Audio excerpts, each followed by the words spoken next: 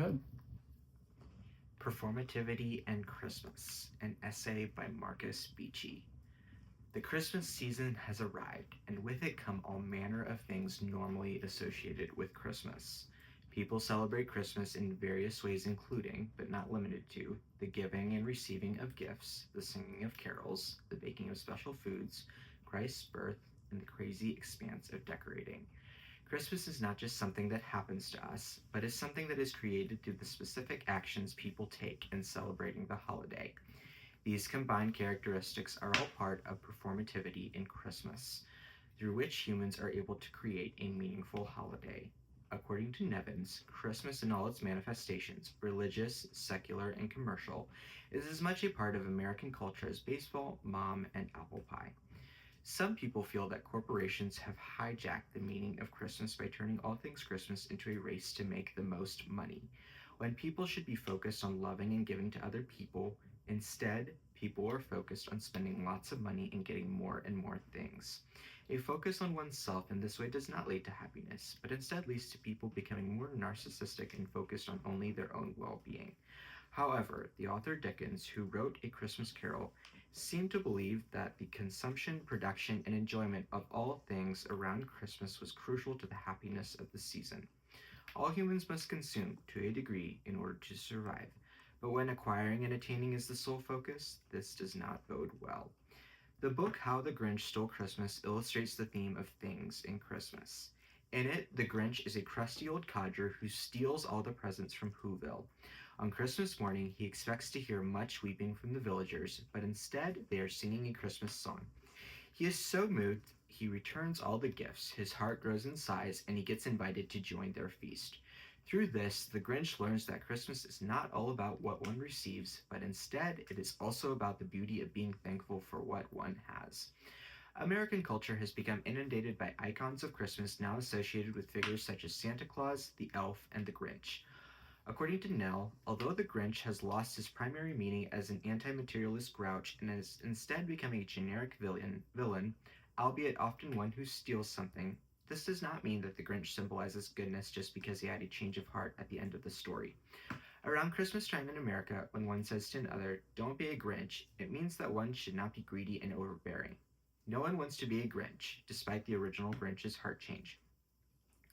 Sometimes, despite all the holiday cheer happening around a person, it can be tough to feel that inside of you. When all people around you are celebrating, it can be challenging to find ways to celebrate. In the Grinch musical live, the character Cindy Lou sings, "Where are you, Christmas? Why can't I find you?" This repeats the angst that Christmas might not mean much to a person if they are unable to have or create any real meaning for themselves. People take part in multiple traditions when Christmas rolls around.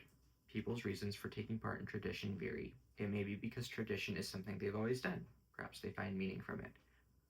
According to Hutchin, whatever the reason, this repetition brings comfort, a fuller understanding, and the confidence that comes with the sense of knowing what is about to happen next.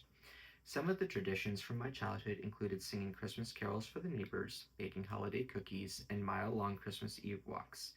Doing these helped remind us that Christmas wasn't only about making ourselves happy, but about community, about belonging, and about doing things for others. In A Christmas Carol, when Scrooge comes through his dreams as a changed man, he anonymously sends a large turkey to the Cratchit home for Christmas dinner. Through the time travel experience he has, he figures out that Christmas is not only a time of vacation, but a time of doing good to the people around him. Specific language arrives with the advent of the Christmas season. One may hear people wish one another Merry Christmas or Happy Holidays. What one person says and another person hears may be completely different. The phrase Merry Christmas is an example of a pair of words in which one is supposed to find some sort of logical semantic relationship, according to the author Tan. But when one dives deeper, Merry Christmas can mean have a good day, or it might mean enjoy this season of the year. According to the Christian tradition, the phrase Merry Christmas means may Christ be present in your celebrations. Some people feel the phrase Happy Holidays is more neutral and should be used instead. Scrooge eloquently retorts to his nephew upon being wished a Merry Christmas. Out upon Merry Christmas. What's Christmas time to you but a time for paying bills without money? A time for finding yourself a year older but not an hour richer. His miserly heart was unable to find any merry in Christmas, so instead he resorted to verbally abusing those he came in contact with. Perhaps, in the archaic language from "'Twas the Night Before Christmas," we can say, Happy Christmas to all, and to all a good night. The sounds surrounding Christmas are many and specific. These include the sounds of joy from people opening gifts. They include gifts being wrapped, decorating being done, and songs being sung or listened to. If one has grown up going to church, that person will know the thrill of a crowd of people lifting their voices together in the joyful singing of a Christmas anthem. According to Ree, there is nothing like a whole crowd raising a concerted sound to symbolize unity of purpose, as religious uses of music demonstrate. An example from the book How the Grinch Stole Christmas illustrates this as well. Though the book does not suggest that the Whos were religious, their concerted efforts of joining hands and singing was a powerful message of hope sent to the Grinch, who had been unable to stop Christmas from coming. The collective singing of the Whos brought life and joy to the people in the land. Through the various ways people create meaning through Christmas, one is able to see performativity at work through how individuals choose to celebrate. Through shared experiences, traditions, and ways of giving, being able to celebrate Christmas gives people opportunities to connect with humanity around them.